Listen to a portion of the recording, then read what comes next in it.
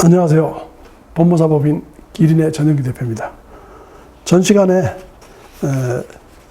정비사업의 속도를 높이고 부담금의 경감을 하겠다는 제1 아젠다를 위해서 첫 번째 절차 간소화로 사업 속도 제고를 위한 첫 번째 단계인 계획 통합 처리, 이 파트를 나눠서 세 가지로 설명을 드린 바 있습니다.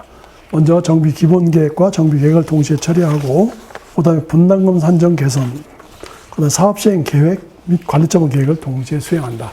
이렇게 얘기를 한 바 있습니다. 두 번째 절차 간소화인데요. 이 절차 간소화는 사실은 이 88 대책의 핵이라고 보시면 되겠습니다.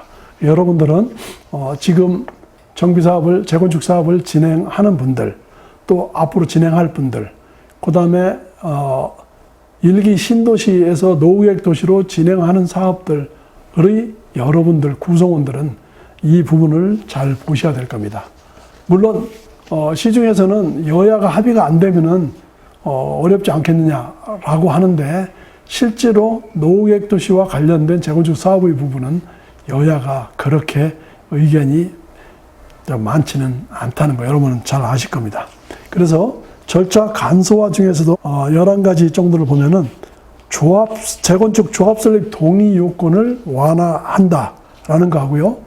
조합 설립 동의를 간주하는 의제 규정의 범위를 확대하는 거 하고, 또 한 가지는 지자체의 토지 등 소유자 정보 제공, 이 세 번째고요. 네 번째는 총회 시에 전자 의결 방식을 허용한다라는 거 하고, 다섯 번째는 통합 심의 대상을 확대하겠다. 그 다음에 여섯 번째로는 사업 시행 계획 인가와 의제의 범위를 확대한다라는 거. 일곱 번째는 사업 시행 기간의 조정 등은 인가 없이 신고로 처리하도록 허용한다. 여덟 번째는 관리처분 인가 신청 전에도 총회 의결로 타당성 검증 신청을 할 수 있도록 하겠다. 아홉 번째는 분양 공고 통지 기한을 단축하겠다. 열 번째는 관리처분 완료 전에도 대출 보증을 협의할 수 있도록 땡기겠다. 11번째는 2주 완료 전에 철거 심의를 통해서 기간을 단축하겠다. 라고 요약을 할 수 있습니다. 전에 말씀드린 것과 마찬가지로 이 11가지의 쟁점이 88 대책의 가장 핵심적인 요소이고, 이 부분들은 앞으로도 여러분들이 강남이나 수도권, 서울, 경기, 인천의 사람들이 재건축이나 재개발 사업을 수행을 해나가면서 밀접한 관계를 가지고 있다라는 점을 유념하시기 바랍니다. 절차 간소화 중에서도 맨 먼저 첫 번째, 재건축 조합 설립 동의 요건을 완화하겠다라는 것이죠. 말씀드린 것과 마찬가지로 그러면 재개발은 제외시켰다, 이렇게 보시면 되겠습니다. 왜 이 재건축 동의 요건을 완화했냐 하면은, 사실 얼마 전에도 신도시의 그 선도지구 지정을 하는데 배점표에서도 상가 동의를 먼저 빼버렸어요. 그래서 뭐 이게 뺀 게 잘 됐니 못 됐니 얘기를 하고 있지만, 실질적으로 초창기부터 이 부분을 충족하라고 하면은 사업이 상당히 어려울 수 있다는 것이죠. 그래서 동의 요건을 완화했는데, 우리 재건축 사업의 동의 요건은 이렇습니다. 동별 과반수 이상의 동의와 함께, 이 과반은 동별이라고 하는 것은 아파트도 아파트고 상가도 동별로 받아야 되는 것이고, 다만 상가는 하나, 주택단지 안에 있는 것은 하나로 보니까 합해서 과반수가 돼야 된다라고 하는 것이고, 아파트는 하나로 보지 않으니까 각 동마다 과반수의 동의를 받아야 되겠죠. 여기에서 표에는 2분의 1로 되어 있는데 2분의 1이 아니겠죠. 2분의 1보다 넘은 거니까 과반인데 잘못 표기한 것 같아요.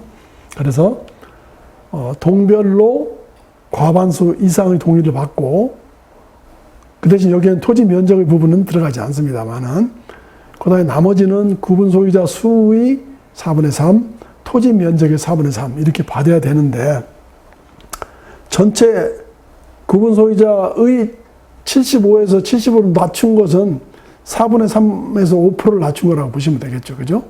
그래서 다만 여기 표시는 정확하게 안 돼 있지만 머릿수의 70%, 토지 면적의 70% 이렇게 이해를 해야 될 걸로 보습니다.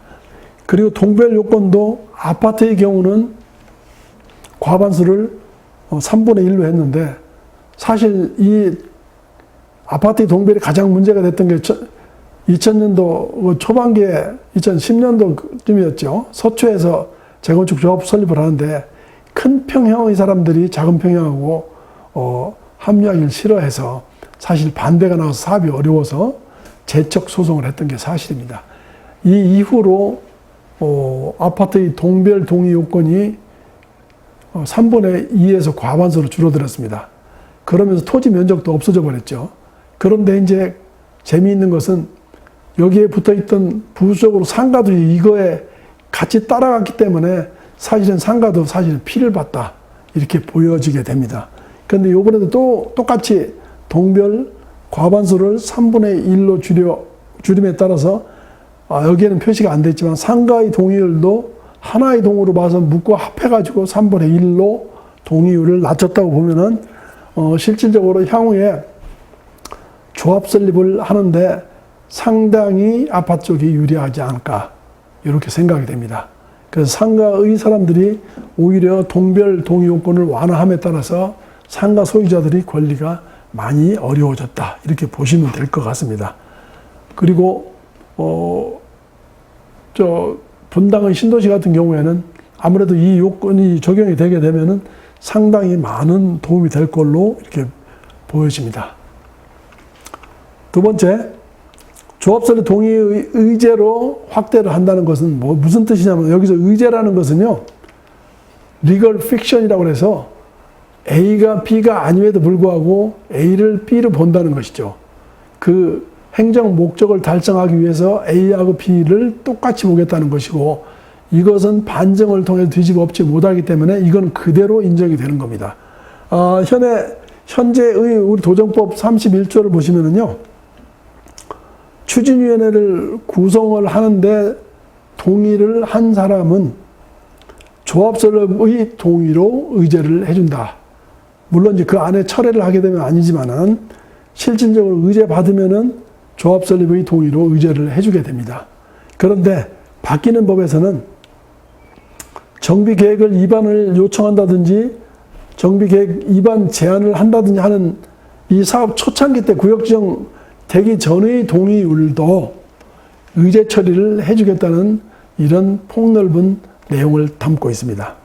여러분도 잘 아다시피 자치구에서 정비계획을 수립을 해서 서울시에 요청을 해가지고 서울시가 도시계획위원회 심의를 거쳐서 정비구역을 지정을 하게 되는데 실질적으로 자금 재원의 문제도 있고 실질적으로 토지 등 소유자들한테 다 떠다 미는 형국이라서 현재는 소유자들이 이반 제한을 한다든지 하는 방식으로 정비구역을 받아들여서 이것을 진행하는 정도로 이렇게 하고 있다는 것이죠. 그래서 이 개정 안에서는 이런 것까지 이해를 해서 여기 보시면은 그동안에 추진위원회에서 구역 지정이 돼가지고 그 전 단계는 의제받지 못하고 추진위원회에서 추진위원회 구성에 동의한 자, 그러니까 과반수까지 동의를 받으면 되도록 되어 있지 않습니까? 이 사람들을 특별히 처리하지 않는 한도 내에서는 조합 설립으로 그냥 막바로 가도록 이렇게 하고 있는데 구역 지정을 위해서 하는 그 전 단계의 사람들까지도 조합 설립으로 가겠다는 것이죠. 다만 조합 설립으로 가는데 분담금 부분은 실질적으로 아까 말씀드렸듯이 앞에서 사라지게 되면은 추진위원회 단계에서 이제 의제 처리 받을 때 세대별 분담금은 산정을 해야 되는 것이지 않나 싶습니다. 특히 우리 그 법에서는 23년도 7월 18일 날 소유자들이 권리를 확장시켜주기 위해서 도정법을 바꿨죠. 그래서 이반 제한이 아닌 이반 요청도 할 수 있도록 법에서 규정을 하고 있어요. 여기에 보면은 정비계획 이반 시기가 지났는데도 불구하고 자치구청장이 이반하지 않는다든가, 그 다음에 정비예정구역 단계별 추진 계획이 생략이 돼가지고 진행이 안 된다든가 했을 때는 목마른 사람이 샘물 판다고 토지 등 소유자가 정비구역 이반을 제한하는 것보다 더 강력하죠. 이건 우리 권리다 해서 요청을 하는 경우가 있는데, 이 요청의 경우하고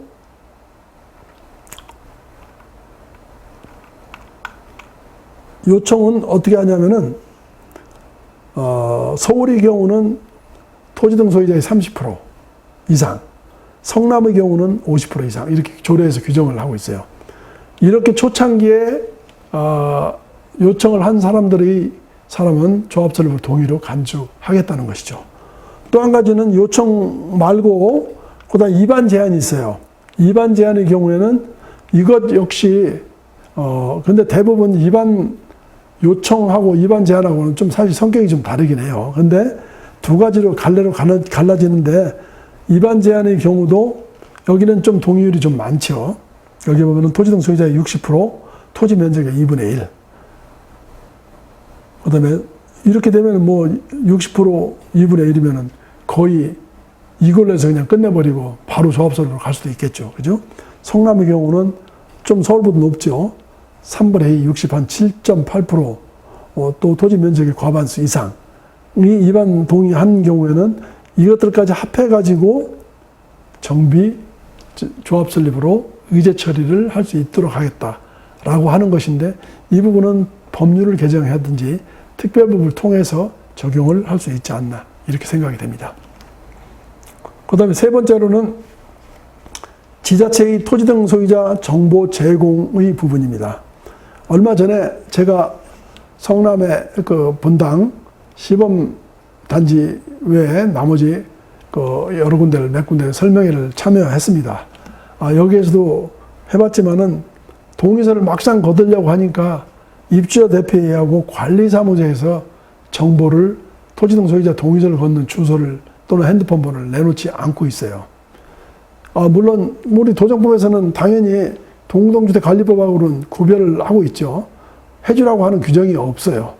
그래서 애로사항이 상당히 많다고 얘기를 하고 불평을 하고 있는데, 이 부분에 대해서는 지자체가 비록 사업 주체인 사람들이 구역정이 안 돼 있고 사업추진준비위원회고 선도지구라 하더라도 이럴 경우에 지자체에서 정보를 토지 등 소유자의 연락처를 제공할 수 있도록 하게 해서 사업을 잘 진행할 수 있도록 이렇게 조치를 하겠다라고 하는 것인데, 좀 늦은 감이 있지만 상당히 획기적인 안이 아닌가 싶습니다.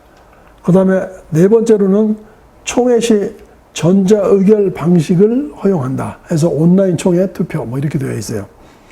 우리 도정법 45조에서는 보면요, 여기 보시면 조합은 서면으로 의결권을 행사할 수 있도록 이렇게 규정을 하고 있고요.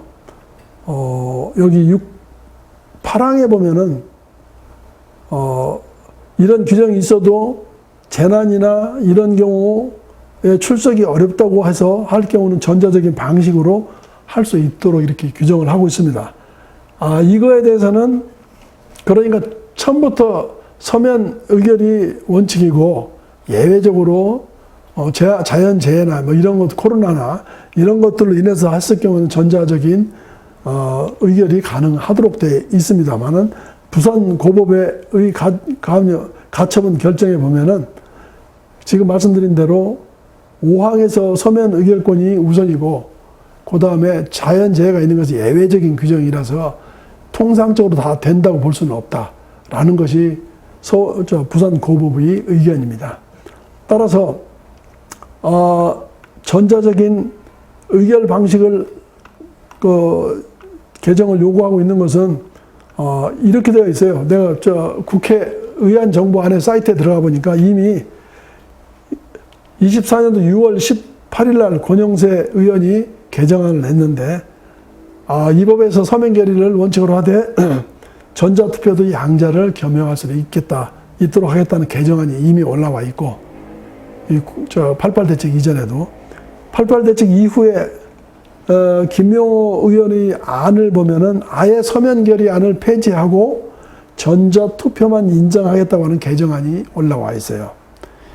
그래서 여러분들한테 설명을 드리듯이 이렇게 여야 간의 합의가 충분히 될 수 있는 여지가 많기 때문에 여러분들은 앞으로 새로운 재건축 사업의 시장을 경험하게 될 거라고 제가 말씀드렸습니다. 자, 다음 시간에 또 뒤를 이어서 진행을 하도록 하겠습니다.